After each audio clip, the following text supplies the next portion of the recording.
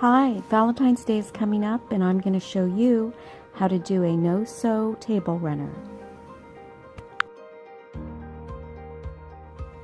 The first thing that you need to do is get a very large piece of paper. I use wrapping paper, and just fold it in half, and with scissors cut out the shape of a heart. You want to start with a very large heart.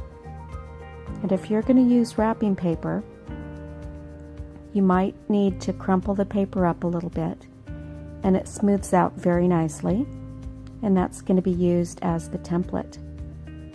Okay, so now just start cutting pieces of fabric out with that template. And if you have power scissors, you can save time by cutting out the fabric pieces all in one time. So I've got 3 pieces of fabric right here, and I lay my template down on the stack of fabric, and with my power scissors I just easily and quickly cut around the heart. Okay.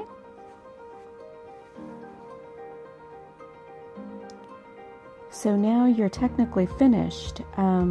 You can choose to decorate the edges or go ahead and run them through a serger, give them some kind of hem or no fray ending on each piece, but I'm just going to go ahead and lay mine out flat.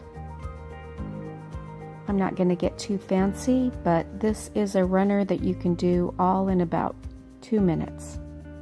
I like how it looks.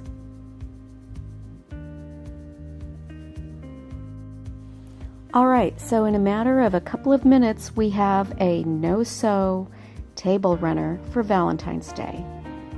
Let me know what you think in the comments, and if you also want to see more Valentine decor and craft tutorials, check my description out. Thanks for watching. Follow the link below for my Valentine craft tutorial. Thanks for watching, and don't forget to subscribe. And have a great Valentine's Day.